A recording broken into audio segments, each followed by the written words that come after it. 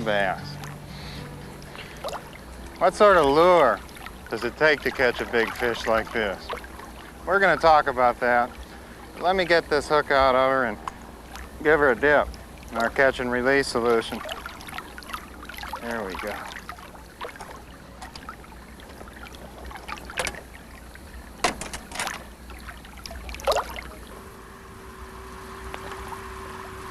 This will keep her from getting a fungus. Give her a better chance to survive. What a beautiful fish. That's where one belongs. Back in the lake. As I said, we're going to talk about those lures, lines, reels, hooks, and rods, all for big bass in this tape. We're also going to deal with how to find a big bass territory and the influence of the moon on big fish. You'll learn what qualities present in fishing lures serve to attract bass and what qualities actually trigger strikes. You'll learn how to select your lures by blending triggering and attracting qualities depending on the water you're fishing. We'll discuss quiet versus noisy lures and the factor of lure action. You'll learn about lure choices for big bass and why to pick these lures over thousands of others on the market. We'll talk about hooks and how to sharpen them to greatly increase your chances of landing a trophy fish. Finally, you'll understand how a simplified, streamlined approach to lure selection will vastly increase your potential of catching big bass. Every lure you use has certain qualities. I call these attracting and triggering qualities. Attracting qualities are enough to arouse a fish's curiosity, perhaps make him approach your lure, but not enough to make him hit it. Common attracting qualities are large size, bright colors, a short squat shape, a slow retrieve, and perhaps a fish attracting rattle. Common triggering qualities include a natural color or appearance, a compact small size, triggering marks such as a false eye spot, a long thin streamlined shape, erratic action, and a fast retrieve.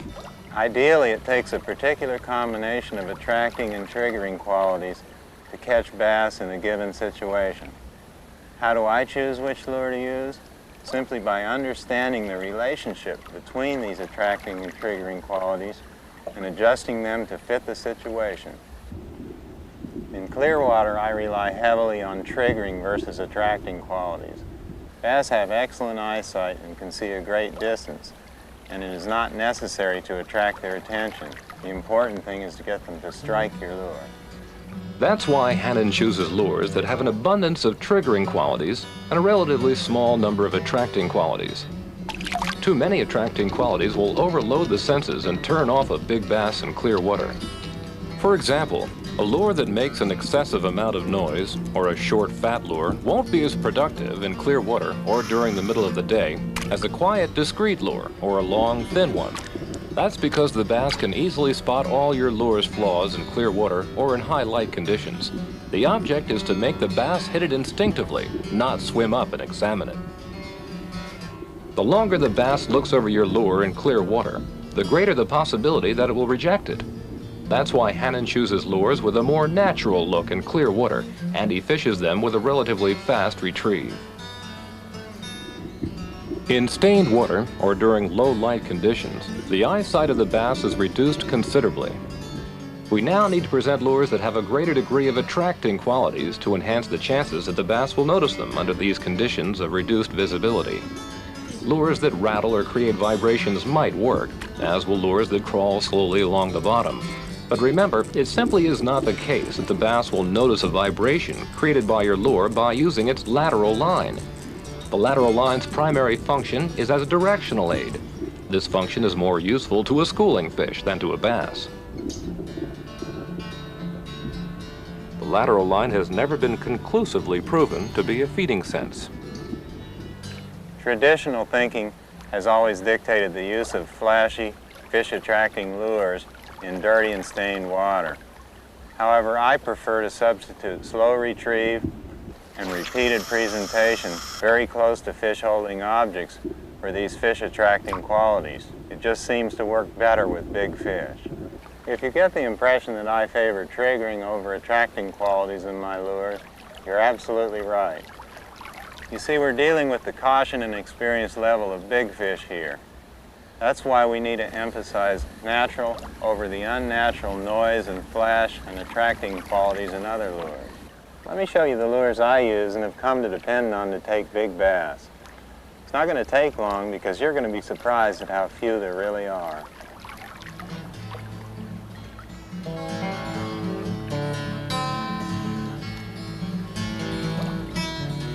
The natural swimming action of this worm rig makes it one of my favorites.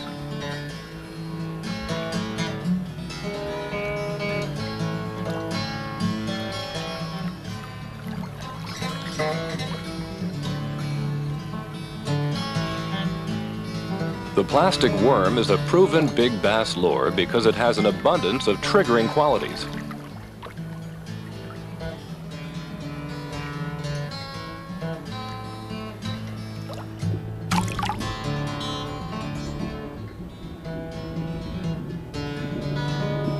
The worm has random action. It never moves in exactly the same way twice. It resembles a living thing to the bass. Also, the worm, when fished in the familiar Texas rig style, keeps in contact with one of the major edges in the world of the bass, the bottom. The worm is straight and streamlined, as are most creatures that live and travel through the water. Of course, an attracting twist tail may be used on some worms, and Hannon would recommend their use especially in stained or muddy water, as opposed to clear water. Most fishermen believe the plastic worm resembles a worm or an eel to the bass. However, Hannon believes the lure more closely resembles a darting minnow or a baitfish. These unusual fish live on the bottom of virtually every body of water that bass inhabit. They're straight and stick-like, and when at rest, support themselves on their hand-like fins. When disturbed, they don't swim away, but dart off the bottom, then settle back. This is very similar to a Texas-rigged worm being bounced along the bottom.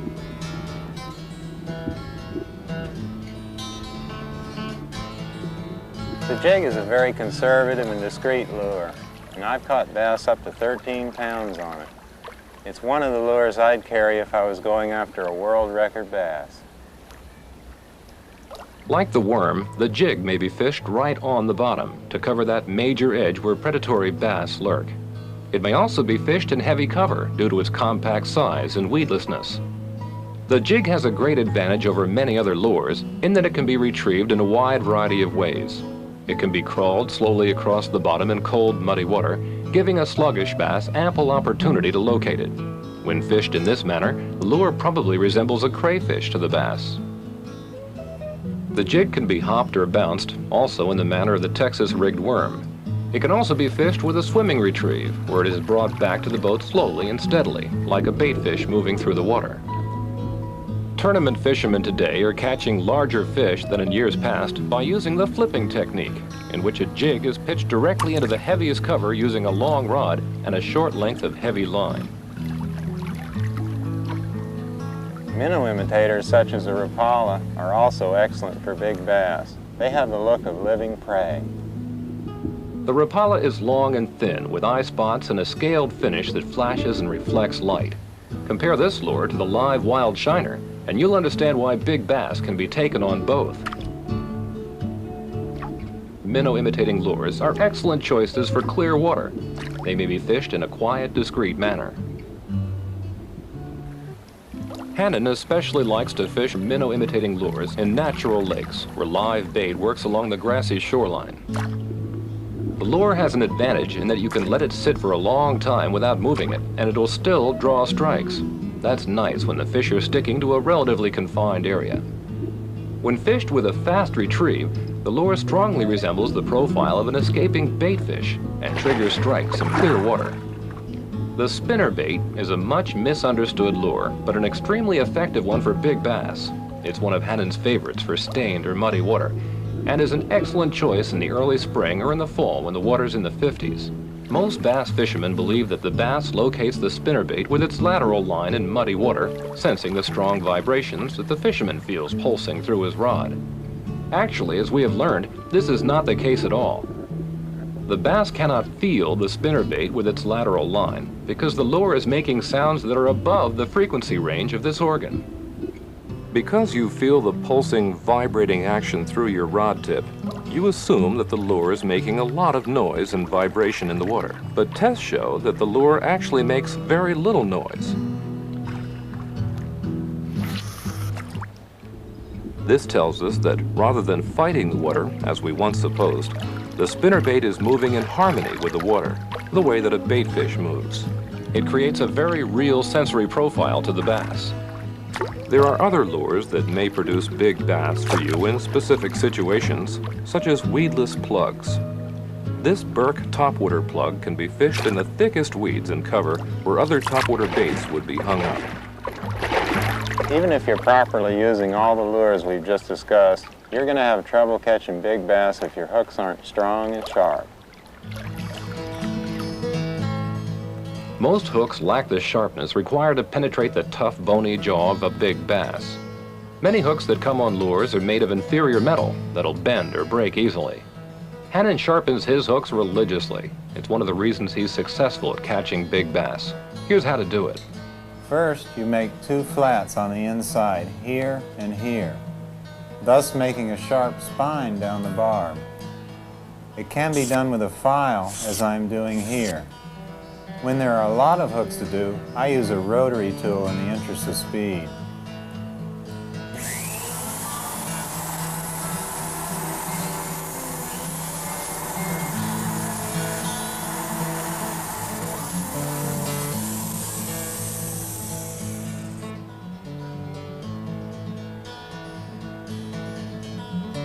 Use a file to reduce the barb. Turn the hook over.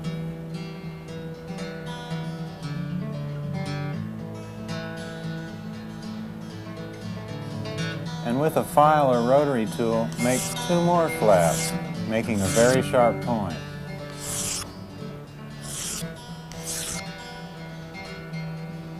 Remember, when using a rotary tool, be careful not to overheat the hook, changing the temper of the metal.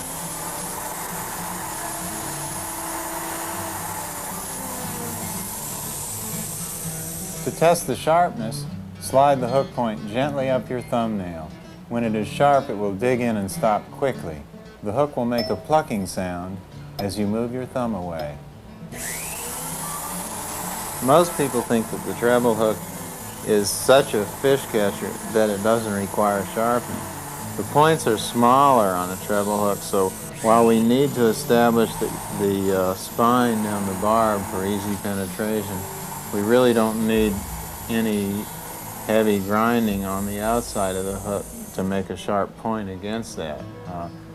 So, you know, a stone with a hand stone type affair is very easy to bring a very nice sharp point up on these small little treble hook points. But pay attention to your treble hooks and do sharpen them, because it will make the difference between the big bass you catch or lose on those lures. It may seem like a lot of trouble, but once a hook has been sharpened in this manner, the prepared point can be honed with a stone in just seconds while on the water. Hannon readies his hooks not only by sharpening them, but by removing much of the barb. We've been conditioned to look for hooks that have these big open barbs because they look strong and mean. However, it does not take a big barb to hold strongly. That big barb makes it harder for the point of the hook to penetrate. Sharpening and making sure you have top quality hooks like these takes time. Putting your rod down and laying the stone on your hooks requires a little discipline, but it can make all the difference in the world. So you see, we've simplified your big bass fishing tremendously. We've reduced your tackle selection to a few well-chosen lures. We've emphasized the importance of quality, sharp hooks. And we've left you free to concentrate 100% on thinking like a bass.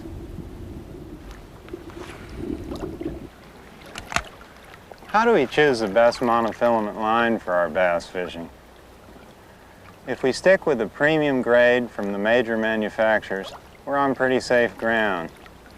It's false economy to try to save money on that vital link between you and your fish. Beyond that, We need to consider the best line test for our fishing situation and the tackle we're using. And don't forget the importance of line color in rendering your line invisible underwater.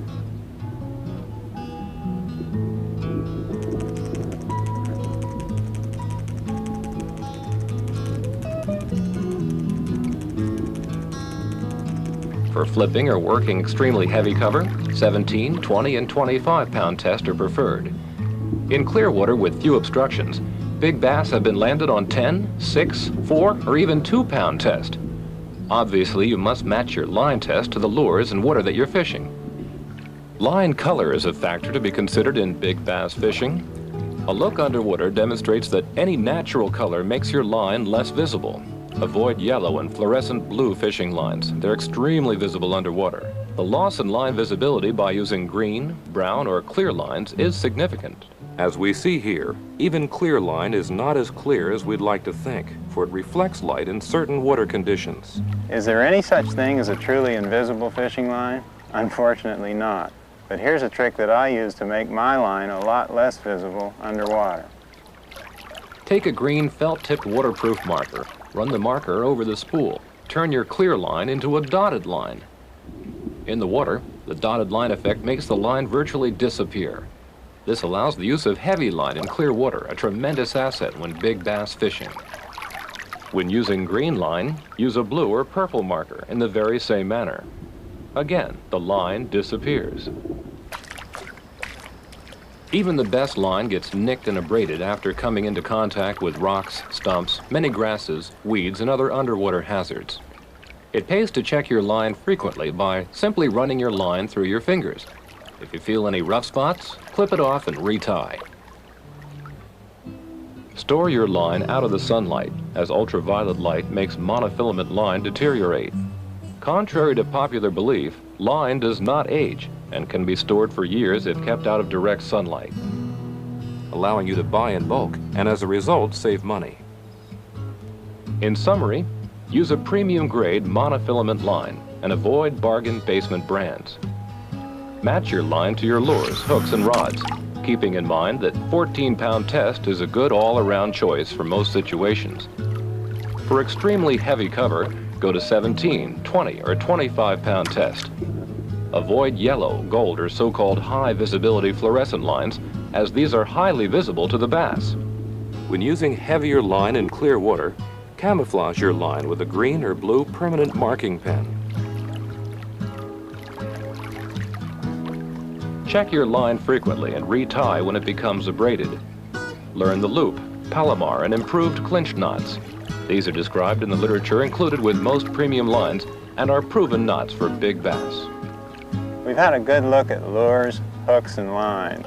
But what about the best rods and reels for bass fishermen? For a while, there was a trend toward shorter and shorter rods. However, fishermen today are using 6, 7, and even 8-foot rods with increased frequency. They're rediscovering the fact that a long rod puts you in much greater control of your fishing. A long rod enables you to make a longer cast, a nice attribute when the water is clear and you can't get too close to the fish. A long cast runs deeper. A long rod moves a lot more line when you set the hook, helping you to exert a far more powerful hook set. A long rod enables you to keep your line up off the weeds and other obstructions to avoid tangles. Finally, a long rod puts you in control when you're fighting a big bass. Rod building technology over the last 35 years has left us with 3 major rod materials to choose from. They are fiberglass, graphite, and boron. Fiberglass is the least expensive and also the least sensitive of the 3. However, this should not rule out the use of fiberglass for big bass. Many professional fishermen stick with a fiberglass rod for certain lures, such as spinnerbaits and buzzbaits, because fiberglass is less stiff and tends to give slightly when the bass inhales the lure. This gives the bass a split second longer to take these lures. Graphite rods have come into popularity now that the price has dropped. They're more sensitive than fiberglass and stiffer. Boron is the strongest and most sensitive of these materials. It is, however, quite expensive, but you may find its advantages worth the cost. Rod action should be medium heavy, or heavy as opposed to light, when going after big bass. The rod must withstand the impact of a jarring hook set and must turn a bass that is likely to head into heavy cover when hooked. As a rule of thumb, go to the heavy action rods for single hooked lures such as plastic worms or jigs that require a strong hook set. Medium heavy action is preferred for crankbaits, spinnerbaits, and topwaters. Tomorrow's bass fishing rods will be lighter, more sensitive, and stronger than ever, thanks to new high-tech materials and composites. Look for composites of graphite, boron, even silicon carbide in the immediate future, and for ceramics to be the next revolution in rod building. Rod guides are often totally ignored by bass fishermen, yet they have a tremendous bearing on rod action, line wear, and the amount of control you can exert on a heavy bass. Today's modern materials that they're using for rod guides really bears mentioning. The new silicones and ceramics are 15 or 20 times as hard as steels used to be, and they make a rod guide last a lot longer, and they also prevent line wear. This is a very important factor in new rods. You'll also notice that this particular rod uses a triple foot guide. This is probably the gold standard for a durable yet flexible guide that still preserves rod flex but will take the beating that a consumer will give it. Actually, the most flexible guide is the single foot guide. It's really a standard on lots of our spinning tackle today, the very good rods. As you can see, the rod can bend very freely because there's no straight point from guide foot to bind that rod. That guide is also available on custom casting rods, as this one here. Now, guide placement is also a very critical thing in the handling of your fish. You'll notice on this custom rod, my guides go from the top of the rod around to the bottom of the rod, even though the reel's on top. This gives me much greater lifting power and much more control of a fish in a fight. Now let's move on to bass fishing reels. The bait casting reel is by far the most popular, and for good reason. It's a winch-like mechanism, and its simplicity assures long life and ease of operation. Bait casting reels are typically more durable than most spinning and spin cast reels. Today's bait casting reels often feature magnetic brakes to avoid backlash, that bane of the bait caster. Spinning and spin cast gear can and do catch big bass. Hannon likes spinning equipment more for smallmouths. They're common in the deep, clear lakes that are relatively devoid of cover, where he fishes lightweight lures deep with 4 to 8 pound test line. Spin cast gear is fine for beginners, as it allows them to utilize the same rod later when they graduate to bait casting gear. However, recent technology with magnetic feathering of the line, high-tech materials and drags make them a choice to consider for any fisherman's arsenal. Many bass fishermen lock down their drags as tight as they'll go. This is a big mistake when you're after a big bass, and often results in straightened hooks, broken lines, or having the hook rip out of the mouth of the bass. Here's the proper method for checking your drag. Using your thumb pressure to stop the spool, turn the reel handle forcefully. It should slip somewhat. Adjust the drag accordingly. Don't pull the line sharply to test the drag. This buries the line in the spool, which will abrade the line and could cause tangles. On a spinning reel, twist the spool with your fingers to check the drag rather than by pulling on the line. You should try to develop a feel for your drag setting by turning the handle as I've demonstrated rather than by guesswork. Also, it's very important to check your drag setting frequently for several reasons. 1. If a reel has been stored for any length of time, the drag disc can become flattened out and the drag is reduced. Also, a drag that has not been loosened or altered for some time tends to get stuck and requires a good degree of force to free itself. If a fish were to hit before you could manually unstick the drag, your line might break. No matter what type of rods and reels you prefer, buy good equipment and make sure your choices are both straightforward and functional. Remember, too much equipment in the boat only serves to distract you from concentrating on the basic principles of good bass fishing. Simplicity and versatility are key words in picking out a bass boat. That's why I start with a simple 15-foot John boat. It's small enough for me to take around and get on any small water, and yet it's large enough for me to fish in good weather on even big water. One of the other important concepts in rigging your boat is to avoid duplication of any kind. And that means building yourself a seat that you can fish from and run the boat from at the same time. And then literally setting your whole system up around you. My controls for the big engine are right here within easy reach. The fact that I have a light boat lets me use a 40 horsepower or less engine and allows me to use a simple stick steering, which is out of the way and doesn't take up a lot of space.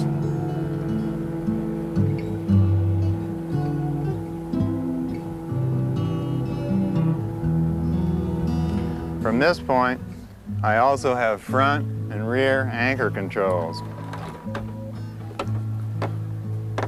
Simple reel-up jobs that let me anchor the boat in any position, both front and rear, all from the front seat again.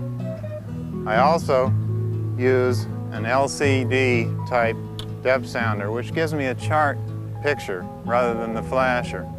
This keeps me from having to have a flasher and a chart, as a lot of boats have back in the console seat. And I don't need a flasher up front. Just one unit giving me this chart picture is all I need. I also have my electric trolling motor right here in front, along with the foot control.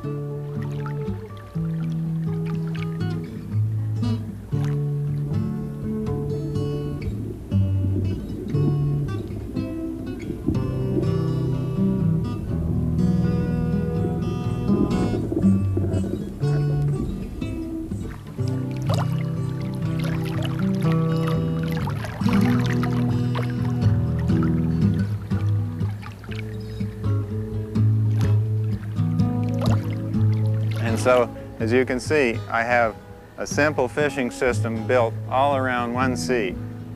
I have my gauges and instruments up here. Again, no duplication because I'm running the boat and fishing from the same chair.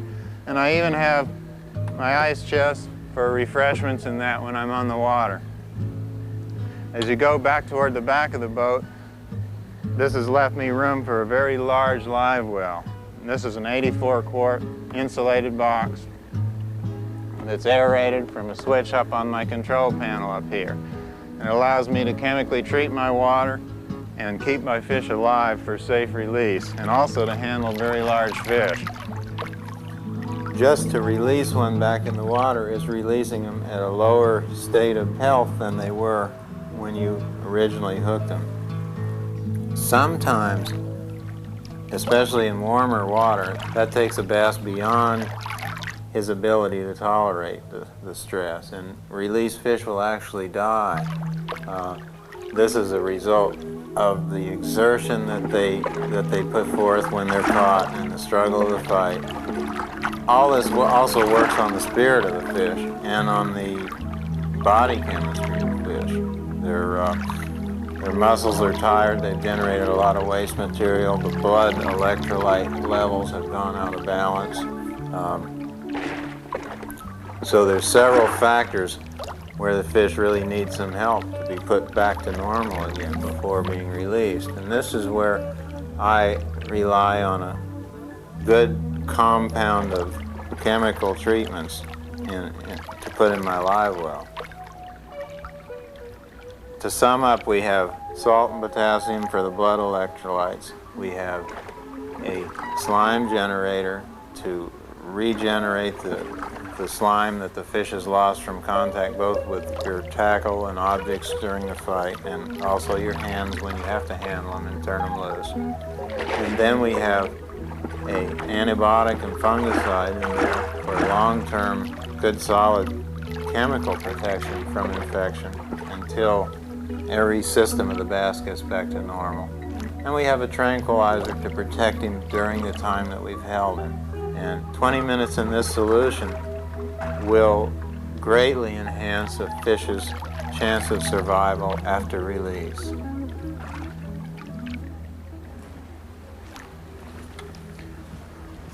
A small engine is all that's necessary to get good performance from a boat as light as this.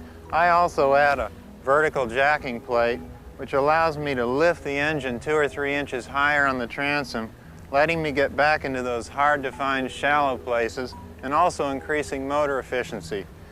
These 2 braces protect my transom when trailering down rough, bumpy roads. Also, I've put in 2 built-in stainless steel gas tanks, giving me plenty of cruising range and freeing up the floor space that those would otherwise take.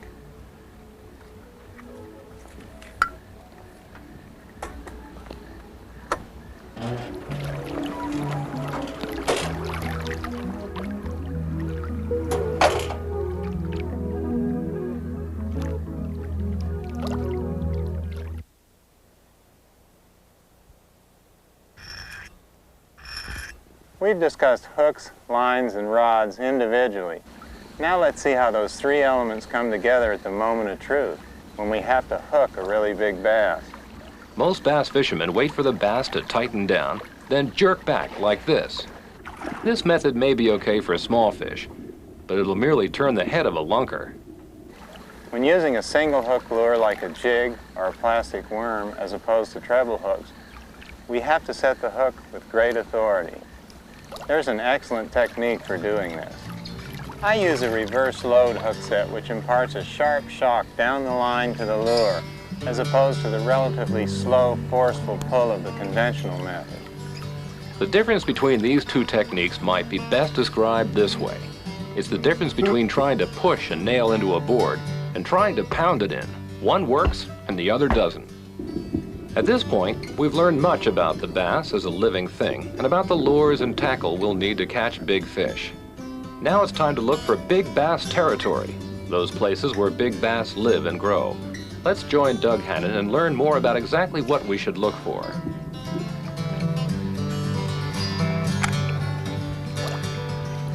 When we start seeking out places that would hold a big bass, it's important that we remember exactly what we are looking for. First, the bass as a species requires shallow water. It's a matter of record that most huge bass, and that includes the world record, were caught in less than 3 feet of water. I consider 8 feet and less to be the magic depth range for big fish. Bass tend to be found in shallows and natural lakes where the primary food source is concentrated around the shoreline. In man-made reservoirs, the bass are part of a food chain that is not based on bottom-rooted plants, but rather on plankton. The basic forage fish, the shad, feeds on this plankton, and the bass, an adaptable creature, moves out into deeper water in pursuit, but seldom deeper than 20 feet. While the bass is typically a shallow water fish, the giant 18 to 20 pound bass being caught in the California reservoirs demonstrate the extreme adaptability of the bass species. These reservoirs offer special feeding opportunities at depths of more than 60 feet, where trout, a good bass forage, live in its preferred temperature of about 54 degrees. The trout go to this thermocline level, and the bass follow. Reservoirs provide very cold and very deep water, as well as shallows, a versatile feeding environment, and a chance to get fat on both ends of the living scale. To keep things in perspective, Southern California's huge reservoir bass should probably be viewed as a man-made exception to the rule that big bass prefer shallow water. Big bass also relate strongly to weeds for several reasons. Weeds provide excellent cover for baitfish, and the bass use weeds as an ambush point. Baitfish are attracted to the weeds to feed on microorganisms that thrive there.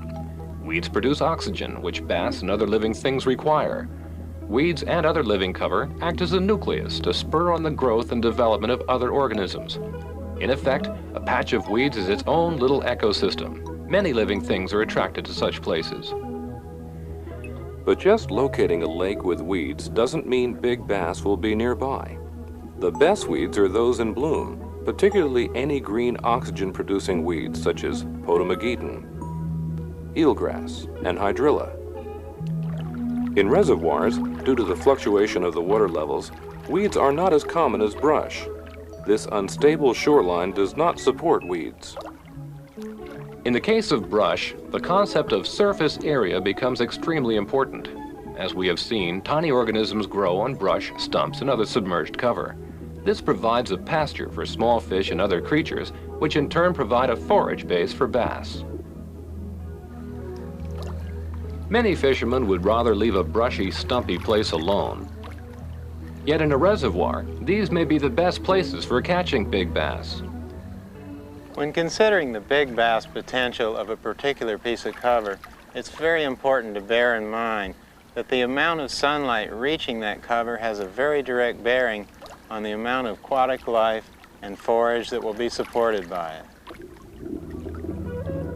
Thus, this shallow weed patch in clear water is potentially a better place to find big bass than a brush pile in 12 feet of murky water. Big bass tend to be found in a place that can supply all their needs in a relatively small area. It is detrimental to growth to have to swim great distances to spawn or to feed, so we should seek big bass where they can live out their lives without roaming far. Such a place would have to provide a food shelf, or area where abundant forage was available. In natural lakes, this would be a large, weedy, shallow flat with plenty of available sunlight. In a reservoir, it might be a long timbered point with plenty of brush and fallen treetops. Bass also need warm water for their eggs to hatch, and sunlight is the energy that provides this heat, and in fact powers the entire chain of life. Bass also need protection from the cold northwesterly winds in the early spring when they lay their eggs. Hannon refers to this as the northwest factor. A deep water sanctuary must also be close at hand. In the south, this might mean 25 feet of water, but in the north, up to 50 feet.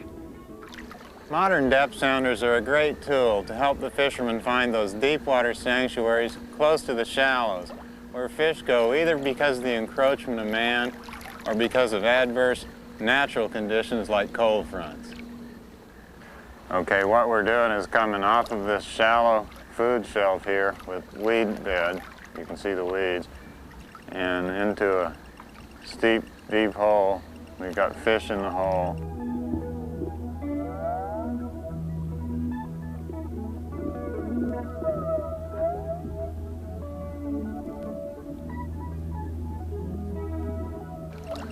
And then back up out of the hole, which is about 17 feet deep, and into the 8-foot water in the lake. Cold fronts are one of the real big questions in our bass fishing success, and it's one I get asked a lot about. The problem is, why do bass react the way they do in these cold frontal passages, and why do they become so difficult to catch? A cold front interrupts important links in the food chain. The predator bass, exploiter of the life cycle of other fish, is sensitive to the changing food elements in his environment caused by the cold front. Insect hatches are destroyed. As the water chills, the bloom of plankton and algae stop. Minnows, lacking their prime food source, are driven from the shallow water. Bluegills, which feed on the minnows, also leave. When the food chain is broken, the bass predicts unsuccessful energy expenditure and stops attempting to feed. He reacts by moving to the deepest part of the weed bed, under a tree trunk, or to a steep ledge. He conserves his energy as if in hibernation and waits for a better and more efficient feeding opportunity. So he reacts, in essence, to the cold front as, say, a Wall Street investor would to a bad stock market climate. He's going to shut off feeding just as that investor is going to shut off his buying a stock. While the fisherman notes a barometric change indicating an approaching cold front, the bass in his world is constantly responding to barometric change every time he moves as little as 6 inches up or down in the water. Light and temperature conditions affect him only when they affect the other life, both terrestrial and aquatic, in the food chain.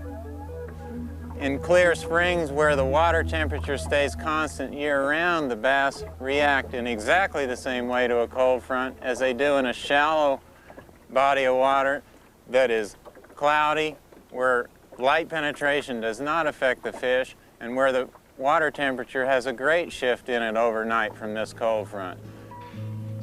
The knowledge of a cold front's effect on the bass food chain is important for the fisherman. The fisherman must move to the bass resting areas. He must be aware that the bass's metabolism is lowered so that he requires less food. To attract the bass's attention, the fisherman should place the lure directly in front of him and use a slow retrieve. In deep cover, use the flipping technique. The fisherman does have other options during a cold front. He may choose to fish in a river where the effect is not as great. The moving currents in a river quickly mix the chilled, shallow water with the mass. Thus, the shock to the fish feeding areas is not persistent or long-lasting. Lakes recover more slowly because of the stable water. Warm springs or warm water at power plants are also options because the fish can choose any temperature they want or need to feed. Fish in warm water areas will react to a cold front because, once again, the insect life link in the chain is broken. But the links are quickly repaired because the effect of the cold on aquatic life is minimized. A good clue for the fisherman that the food chain is coming back to normal is the return of the minnows to shallow water. So that's what we need to accept. And once we understand the reaction of the bass and the ways that he deals with it, then we're better equipped to find him and catch him. Other factors might serve to make the environment even more ideal for the big bass. If you can find them, you may latch onto a big bass bonanza. Underwater springs provide a constant temperature zone that would enable a bass to live an extremely long life without suffering drastic temperature extremes.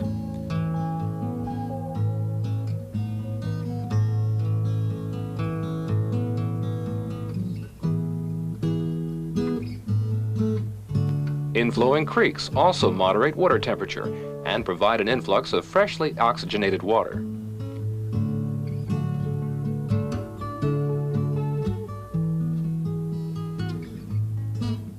Variety of cover is more important than a large expanse of light cover. A single species of weed is a specialized environment and therefore not a broad-based food source for a wide variety of organisms.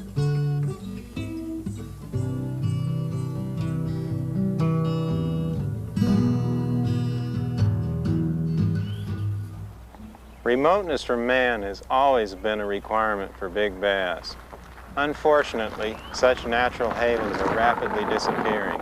In our search for them, we cannot afford to overlook those areas in heavily fished water where other fishermen fail to go.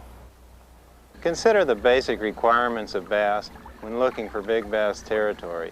These include food, oxygen, light, and a place to breed. Fishing areas that combine all of these qualities in the smallest possible area will dramatically increase your success. While the basic life requirements of the bass remain constant throughout the year, the influence of the changing seasons on the activity of the fish make it possible for us to predict how and where to catch bass throughout the year. In the spring, spawning is a major focus of activity for bass. As such, they seek sheltered, protected water. Water that's protected from the northwest winds will warm up fastest and ensure hatching of the eggs. Another such sheltered place might be a canal, where bass could spawn undisturbed by the high winds and waves which reduce solar penetration. The backs of creeks and coves afford such a sheltered area, especially if such places are located in the northwest section of a lake.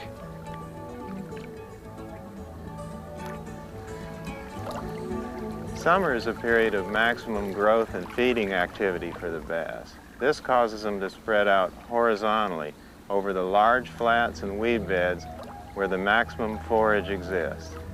At this time of year, bass have the greatest opportunity for a variety of prey species. As a result, we should select our lures accordingly and try many different things. So I tend to pick medium to shallow running lures, as well as many of the topwater lures, and don't forget the noise-making propeller-type lures. In the summer, as the water warms up, Hannon thinks about the concept of food shelves when looking for big bass. Hannon would pick the summer, not the spring, as the very best time to catch a huge bass. It is at this time that its metabolic activity level and food intake is at its highest. Remember, George Perry's world record largemouth bass was caught in June, and David Hayes' world record smallmouth was taken in July.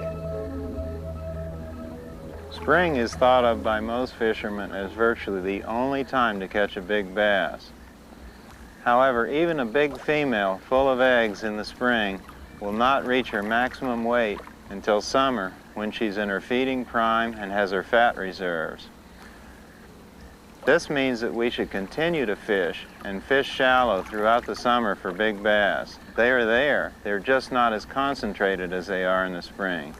And remember, the world record largemouth was caught in June and the world record smallmouth in July. The summertime is also a good time to seek out moderating factors such as underwater springs.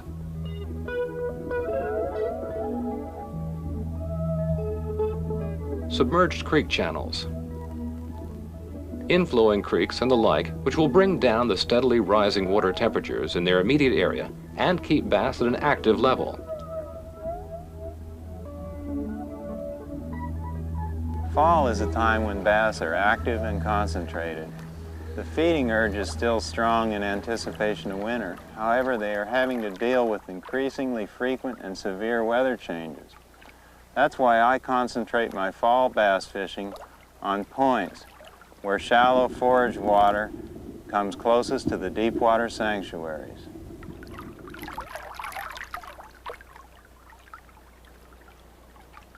Look for the last green weeds in the fall, as this will be a major attraction for bass.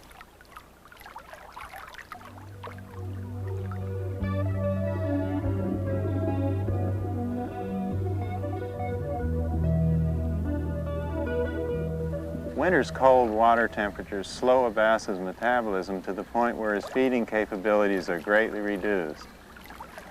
Also, he has to respond to extreme changes in weather at this time of year. Conserving energy and minimizing movement become his primary concerns, and he tends to orient his activities vertically. This is why I fish sheer banks and steep drop-offs at this time of year.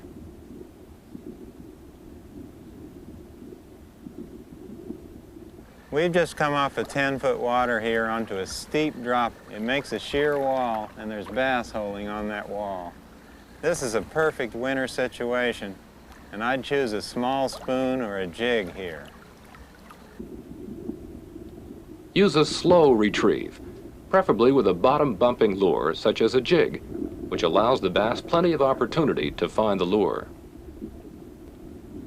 Understanding the effects of the changing season on the bass will help you catch more fish all year long. Another major yet often misunderstood natural influence on the bass is the moon.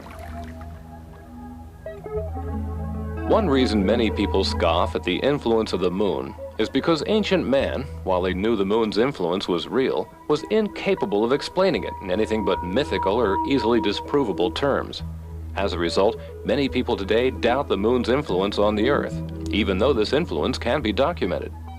As an indication of the intensity of the gravitational pull by the moon against the Earth, every time the moon passes your area, it moves the Earth's center of gravity 1,000 miles and heaves up the Earth's crust by 1 foot.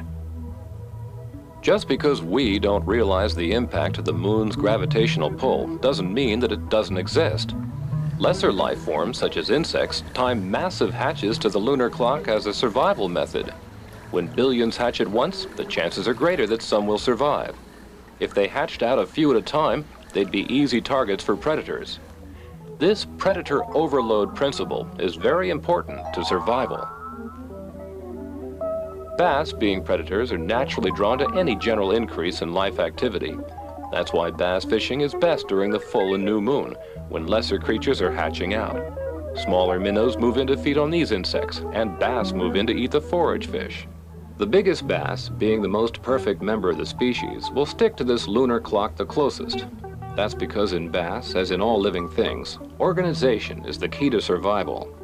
Bass stay organized in their world by spawning by the only clock they know, the moon. In this manner, millions of genetically superior bass fry are hatched at once, assuring that some will survive to maturity. I've always kept meticulous fishing records But during one particular 10-year period, when I caught over 400 bass exceeding 10 pounds apiece, I found that 65% of them were caught within 3 days of the new or full moon. 9 out of 10 of the biggest of those came within those same periods. What this tells us is that the bigger the fish are, the more closely they follow the rules of the moon. This is even more dramatically emphasized by the fact that the world record bass came within 2 days of the new moon. Just as the ancients did, you too can use your knowledge of the moon to improve your fishing success and plan your trips. Hannon's records point out the powerful influence of the full and dark moons. You can plainly see that the dark moon produces positive results throughout the year, and that the full moon tends to vary from season to season. Summer marks the greatest influence of the full moon for the entire year. During the winter months, the full and dark moons seem to have practically the same influence according to the catch records. In the spring and fall, the dark moon clearly outperforms the full moon, producing far more fish. This could be due to spawning. The days around the full moon in these seasons show fewer fish caught than other days. It seems tough for the hunter or fisherman to take a trophy during the full moon in the spring and fall. Big bass get big by hatching out in the right place at the right time. Even if a fish is born with the genetic capabilities of reaching record size, those assets will be wasted if its home lake or home territory is in an area that's subject to pollution, channelization, harsh climate, or other uncertainties. In the final analysis, many factors must come into play for a bass to reach record size. If any of them goes out of kilter, the chances of that bass getting really big are greatly diminished.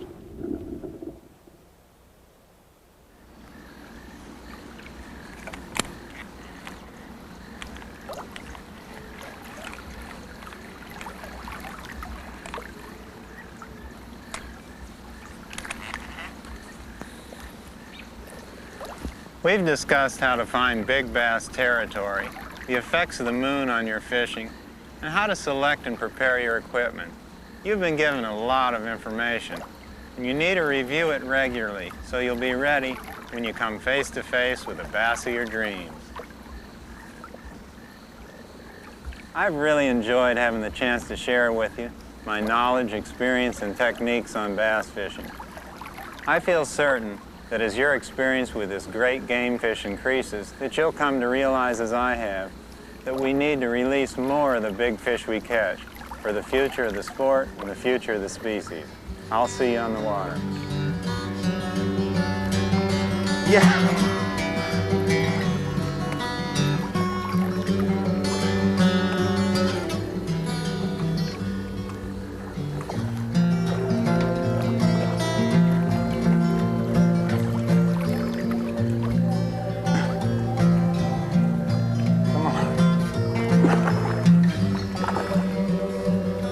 Not ready yet.